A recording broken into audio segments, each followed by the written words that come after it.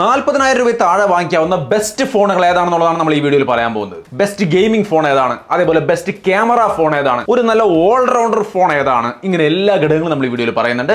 So എല്ലാം കൂടി best ഫോണുകൾ 40,000 താഴെ വരുന്നത് ഏതൊക്കെയാണെന്നാണ് നോക്കുന്നത്. ആദ്യം തന്നെ ഏറ്റവും മികച്ച പെർഫോമൻസ് കിട്ടുന്ന ഗെയിമൊക്കെ കളിക്കാൻ വേണ്ടി ഏറ്റവും നല്ല പെർഫോമൻസ് ഉള്ള ഫോൺ വേണം. അതേപോലെ ഏറ്റവും നല്ല ബാറ്ററി ഉണ്ടാവണം, അതിൽ ഏറ്റവും നല്ല ഫാസ്റ്റ് ചാർജിങ് ഉണ്ടാവണം. സോ മൊത്തത്തിൽ ഗെയിമിംഗ് ഓറിയന്റഡ് ആയ ഒരു ഫോൺ നോക്കുന്നവരാണെങ്കിൽ വേറെ കൺഫ്യൂഷൻ ഒന്നും വേണ്ട, IQ Neo 9 Pro ആണ് ബെസ്റ്റ്. സ്നാപ്ഡ്രാഗൺ 8 Gen 2 ഒരു ഡെഡിക്കേറ്റഡ് ഗെയിമിംഗ് ചിപ്പ്, 5160 mAh ബാറ്ററിയും വരും, 120 വാട്ടിന്റെ ഫാസ്റ്റ് ചാർജിങ്ങും വരും. സോ ഈ ഡെഡിക്കേറ്റഡ് ഗെയിമിംഗ് ചിപ്പും കാര്യങ്ങളൊക്കെ ഉള്ളത് കൊണ്ട് തന്നെ ഇതിന്റെ ഗെയിമിംഗ് പെർഫോമൻസ് വേറെ ലെവലാണ്. വേറെ ഒരു ഫോണിനും ഈ ഒരു റേഞ്ചിൽ ഇത്രയും മികച്ച പെർഫോമൻസ് തരാൻ കഴിയില്ല. ഇത് എടുക്കുമ്പോൾ ഇതിൽ 8GB RAM 128GB സ്റ്റോറേജിന് 35-36 രൂപ വിലയുള്ളൂ. അത് എടുക്കണ്ട, നമുക്ക് കൂടിയത് തന്നെ എടുക്കാം. 12GB RAM 256GB സ്റ്റോറേജ് തന്നെ എടുക്കുക. കാരണം ഗെയിമിങ്ങിന് യാതൊരു ബുദ്ധിമുട്ടുണ്ടാവാൻ പാടില്ല. സോ ഈ ഒരു വേരിയന്റ് എടുക്കുകയാണെങ്കിൽ 38,990 പ്രൈസിൽ നിങ്ങൾക്ക് ബെസ്റ്റ് ഗെയിമിംഗ് ഫോൺ കിട്ടും. ഇതിൽ 6.78 ഇഞ്ച് വരുന്ന ഡിസ്പ്ലേ ആണുള്ളത്, 144 ഹെർട്സിന്റെ റീഫ്രഷ് റേറ്റ് ആണുള്ളത്, അത്യാവശ്യം നല്ല ക്വാളിറ്റി ക്യാമറയാണുള്ളത്. ബാക്കി എല്ലാ കാര്യങ്ങളും ഓൾറൗണ്ടർ രീതിയിലുണ്ട്, എന്നാൽ മെയിൻ ഫോക്കസ് ഗെയിമിങ്ങിനാണ്. സോ IQ Neo 9 Pro 40,000 രൂപയുടെ മോഡല്, 12GB റാമിന്റെ. ഇനി ക്യാമറയാണ് നമ്മുടെ ഫോക്കസ്. നമുക്ക് നല്ലൊരു ക്യാമറ ഫോണാണ് വേണ്ടത്. ബാക്കിയുള്ള കാര്യങ്ങളെ കുറിച്ച് നമുക്ക് അത്ര ഭയമൊന്നുമില്ല.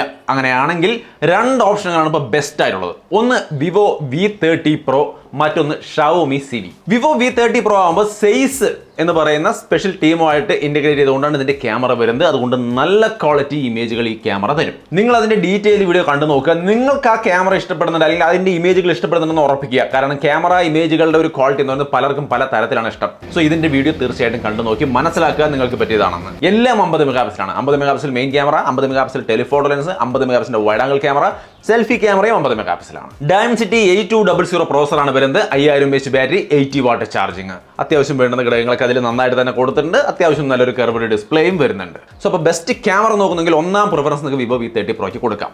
ഇനി നിങ്ങൾ ഇതിന്റെ ക്യാമറ സാമ്പിൾ നിങ്ങൾക്ക് ഇഷ്ടപ്പെട്ടില്ലെങ്കിൽ രണ്ടാമതൊരു ബെസ്റ്റ് ക്യാമറ ഓപ്ഷൻ എന്ന് പറയുന്നത് Xiaomi CV ആണ്. ഇത് വരുമ്പോൾ ലൈക്ക ക്യാമറാസ് ആണ്. ഇത് മറ്റൊരു ടീമുമായിട്ടുള്ള ഇന്റഗ്രേഷൻ ആണ്. അതും ബെസ്റ്റ് റിസൾട്ട് തരുന്നുണ്ടെന്നാണ് മനസ്സിലാവുന്നത്. ഇവിടെ 50 മെഗാപിക്സലിന്റെ മെയിൻ ക്യാമറയും 50 മെഗാപിക്സലിന്റെ ടെലിഫോട്ടോ ലെൻസും 12 മെഗാപിക്സലിന്റെ വൈഡ് ആംഗിൾ ക്യാമറയും വരുന്നുണ്ട്. 32 മെഗാപിക്സലിന്റെ രണ്ട് സെൽഫി ക്യാമറയുണ്ട്. നോർമൽ സെൽഫിയും വൈഡ് ആംഗിൾ സെൽഫിയും രണ്ട് ടൈപ്പ് കൂടുന്നുണ്ട്. സോ ക്യാമറ ഇതിന്റെയും അടിപൊളിയാണ്. സോ ക്യാമറ നിങ്ങളുടെ ഫോക്കസ് ആണെങ്കിൽ രണ്ടാമതായിട്ട് ഈ ഫോൺ ഒന്ന് പരിഗണിക്കാം. ഇതിന്റെ ബാക്കിയുള്ള ഘടകങ്ങൾ സ്നാപ്ഡ്രാഗൺ 8S Gen 3, 6.5 ഇഞ്ച് വരുന്ന 120 hertz quad curved display, 4700 mAh battery, 67 what fast charging, അങ്ങനെയുള്ള ഘടകങ്ങളാണ്. പിന്നെ ഒരു പ്രധാനപ്പെട്ട കാര്യം, ഈ ഫോണിനെ കുറിച്ച് ഞാനിവിടെ ചുരുക്കം പ്രധാനപ്പെട്ട ഹൈലൈറ്റ് മാത്രമാണ് പറയുന്നത്. വിശദമായ വീഡിയോ കണ്ട് നിങ്ങൾക്ക് വേണ്ടുന്ന മറ്റ് ഫീച്ചറുകളെല്ലാം ഉണ്ടെന്ന് ഉറപ്പിക്കുക. ഒപ്പം തന്നെ അതിന്റെ സർവീസ് നിങ്ങളുടെ അടുത്തുണ്ടെന്നുള്ളത് കൃത്യമായിട്ട് ചെക്ക് ചെയ്യുക. കാരണം സർവീസ് ഇല്ലെങ്കിൽ പിന്നെ ബുദ്ധിമുട്ടാവും പല സമയങ്ങളിലും. സോ അപ്പോൾ ഗെയിമിംഗ്, ക്യാമറ രണ്ടും നമ്മൾ പറഞ്ഞു. ഇനി ഇതെല്ലാം കൂടി ചേരുന്ന ഒരു ഓൾറൗണ്ടർ ഫോൺ എന്ന് പറഞ്ഞാൽ അത് ഏതാണെന്ന് ചോദിച്ചാൽ റിയൽമിയുടെ GT6 ആണ്.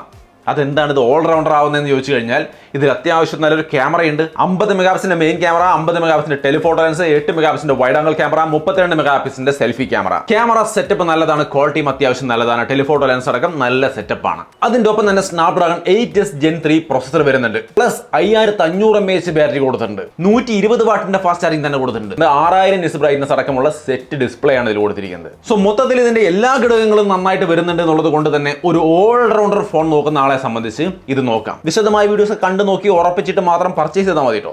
ഞാൻ ഇതിന്റെ കാര്യങ്ങൾ പറഞ്ഞേ ഉള്ളൂ. ഒരു ഓൾറൗണ്ടർ ഫോൺ നോക്കുന്നവർക്ക് ഇത് ബെസ്റ്റ് ഓപ്ഷൻ ആയിരിക്കും. സോ ഒരു 4 നല്ല ഫോണുകളാണ് നമ്മളിപ്പോൾ പറഞ്ഞത്. Gaming, camera, all rounder. ഈ രീതിയിൽ നിങ്ങൾക്ക് ഇഷ്ടപ്പെട്ടത് നോക്കിയിട്ട് ചൂസ് ചെയ്യാം. പിന്നെ ഈ റേഞ്ചിൽ തന്നെ കഴിഞ്ഞ ദിവസം ഒരു നല്ല ടിവിയും കൂടി ലോഞ്ച് ചെയ്തിട്ടുണ്ട് കേട്ടോ. അത് ഇവരല്ല ലോഞ്ച് ചെയ്തിരിക്കുന്നത് നമ്മുടെ ഹൈസൻസ് ആണ്. ഹൈസൻസിന്റെ QLED TV, ഒരു നല്ല QLED TV ആണ്. അതിന്റെ വീഡിയോ നമ്മുടെ ചാനലിൽ വന്നിട്ട് കാണാത്തവരുണ്ടെങ്കിൽ കണ്ടു നോക്കുക.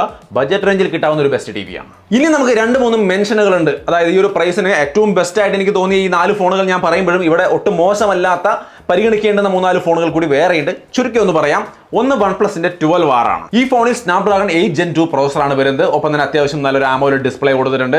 ഡീസെന്റ് ആയ ഒരു ക്യാമറ. ഭയങ്കര ഈ പറഞ്ഞ ഫോണുകളുടെ ഒന്നും ഒരു ക്വാളിറ്റിയുള്ള ക്യാമറ അല്ല, എങ്കിലും ഏറെക്കുറെ നല്ല ക്യാമറ തന്നെയാണ് കൊടുത്തിരിക്കുന്നത്. 8 മെഗാപിക്സലിന്റെ വൈഡ് ആംഗിൾ ക്യാമറ, 2 മെഗാപിക്സലിന്റെ മാക്രോ ഒക്കെയാണ് അതിന്റെ സെറ്റപ്പ്. അതുകൊണ്ട് നിങ്ങൾ സ്പെക് ഒന്നും നോക്കണ്ട, ഒരു ശരാശരി നിലവാരമുള്ള ക്യാമറ എന്ന് പറയാം. ബാറ്ററി വന്നിട്ട് 5500 mAh 100 വാട്ടിന്റെ ചാർജിങ് കൊടുത്തിട്ടുണ്ട്. അതൊരു നല്ല ഘടകമാണ്. ഒപ്പം തന്നെ ഓക്സിജൻ വോയിസ് ആണ് ഇതിന്റെ ഹൈലൈറ്റ്. OnePlus ആണല്ലോ. അപ്പോൾ ആ ഒരു OnePlus ഫോൺ ഇഷ്ടപ്പെടുന്നവരെ സംബന്ധിച്ച് OnePlus 12R നല്ല ഓപ്ഷനാണ്. തീർച്ചയായിട്ടും വിശദമായ വീഡിയോ കണ്ടു നോക്കുക. ഇനി മറ്റൊരു സംഗതിയുണ്ട്. ഒരു സ്പെഷ്യൽ ഫോൺ വേണമെന്നുള്ള ആൾക്കാരുണ്ടെങ്കിൽ Nothing Phone 2 നോക്കാം. ഇതിനൊരു പ്രത്യേകതയുള്ളത് ഈ 40,000 രൂപ റേഞ്ചിലേക്ക് നിങ്ങൾ നോക്കുകയാണെങ്കിൽ ഇതിൽ 12GB റാമും 512GB സ്റ്റോറേജും കിട്ടും. ഈ പറഞ്ഞ ഒരു ഫോണിലും ഇത്രയും വലിയ റാം സ്റ്റോറേജും കിട്ടില്ല കേട്ടോ ഈ പ്രൈസിന്. പക്ഷേ ഇതിലെ പ്രോസസർ സ്നാപ്ഡ്രാഗൺ 8+ Gen 1 ആണ്. ഈ പറഞ്ഞ പ്രോസസറുകളുടെ അത്രയൊന്നും പവർ ഉള്ളതല്ല. ബട്ട് ഇത് ലൈറ്റ് ഒക്കെ കത്തുന്ന നത്തിങ്ങിന്റെ ഫോൺ എന്ന രീതിയിലൊക്കെ താല്പര്യമുള്ളവർക്ക് പരിഗണിക്കാവുന്ന മാത്രം ഒരു സ്പെഷ്യൽ ഫോൺ എന്ന രീതിയിൽ. വേണമെങ്കിൽ പരിഗണിക്കാം. അത്യാവശ്യം നല്ല ക്യാമറയും കാര്യങ്ങളൊക്കെ ആയിട്ട് ഒരു ശരാശരി നിലവാരമുള്ള ഫോൺ തന്നെയാണ്. ചാർജറൊന്നും ഉണ്ടാവില്ല.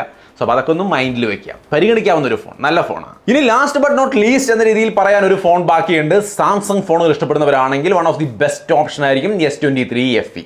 സാംസങ് S സീരീസിന്റെ അതേ ലുക്കും സെറ്റപ്പ് ഒക്കെ ഉള്ള ഒരു ഫോണാണ്. ഇതിന്റെ ഏറ്റവും നല്ല ഹൈലൈറ്റ് ആ പറഞ്ഞ ഡിസൈൻ തന്നെയാണ്, നല്ല ഡിസൈനാണ്. ഒപ്പം One UI വന്നിട്ട് അടിപൊളി UI ആണ്. ആൻഡ്രോയിഡിൽ തന്നെ ഒരു ബെസ്റ്റ് UI എന്നാണ് എനിക്ക് തോന്നുന്നത്. നിങ്ങൾക്ക് എങ്ങനെ തോന്നുള്ളൂ നിങ്ങൾ പറയാം. എന്തായാലും നല്ല UI ആണ്. പിന്നെ അതുകൂടാതെ ഗാലക്സി AI ഫീച്ചറുകൾ ധാരാളമായിട്ട് വരുന്നുണ്ട്. സാംസങ് വാലറ്റ് ഉണ്ട്, കോൾ റെക്കോർഡിംഗ് ഒക്കെ ഡീസെന്റ് ആയിട്ട് വർക്ക് ചെയ്യുന്നുണ്ട്. അങ്ങനെ ഒട്ടനവധി സാംസങ്ങിൻ്റെതായ കാര്യങ്ങൾ ഇതിനകത്ത് നിറച്ച് വരുന്നുണ്ട്. ഒപ്പം തന്നെ Exynos 2200 പ്രോസസർ ഡീസെന്റായ പെർഫോമൻസും തരുന്നുണ്ട്. ക്യാമറയാണെങ്കിലും നല്ല ക്വാളിറ്റി ക്യാമറയാണ്, സെൽഫി അടക്കം. സെൽഫിയൊക്കെ 10 മെഗാ പിക്സലേ ഉള്ളൂ, എങ്കിൽ പോലും അത് നല്ല ക്വാളിറ്റി നമുക്ക് പ്രൊവൈഡ് ചെയ്യുന്നുണ്ട്. ഇതിൻ്റെ ഡീറ്റെയിൽഡ് വീഡിയോ നമ്മുടെ ചാനലിൽ കിടക്കുന്നുണ്ട് കേട്ടോ. കണ്ടു നോക്കിയിട്ട് ഇഷ്ടപ്പെട്ടാൽ മാത്രം എടുത്താൽ മതി. പക്ഷേ ഈ ഫോണിലേക്ക് വരുമ്പോൾ കുറച്ച് നെഗറ്റീവ്സ് കൂടി പറയാനുണ്ട്. കാരണം മറ്റുള്ള ഫോണുകളുടെ പോലെ ബാക്കിയുള്ളതൊക്കെ കുഴപ്പമില്ല എന്നുള്ളൊരു സെറ്റപ്പ് അല്ല.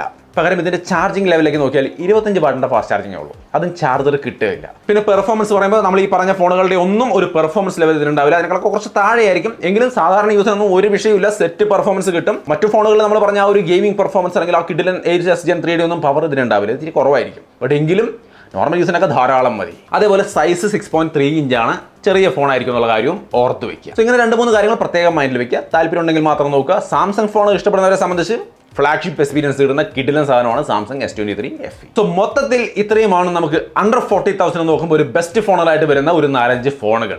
സോ നിങ്ങൾക്ക് ഇതിൽ ഏതൊക്കെയാണ് ഇഷ്ടപ്പെട്ടത്, നിങ്ങൾക്ക് പറ്റിയത് നോക്കിയിട്ട് ചൂസ് ചെയ്യുക. എല്ലാത്തിൻ്റെയും വിശദമായ വീഡിയോകൾ കാണുക. ഇനി ഞാനിതിൽ ഏതെങ്കിലും വിട്ടുപോയതായിട്ട് നിങ്ങൾക്ക് തോന്നുന്നുണ്ടെങ്കിൽ തീർച്ചയായിട്ടും കമൻറ്റ് ചെയ്യുക. എല്ലാവരും കമൻറ്റ് കൂടി പരിശോധിക്കുക. So overall best phones under 40,000 എന്ന വീഡിയോ ഇവിടെ അവസാനിക്കുമ്പോൾ നമ്മുടെ ചാനൽ സബ്സ്ക്രൈബ് ചെയ്യാൻ മറക്കണ്ട. ഇതുപോലത്തെ കൂടുതൽ യൂസ്ഫുൾ ആയ വീഡിയോസ് വരുന്നുണ്ട്.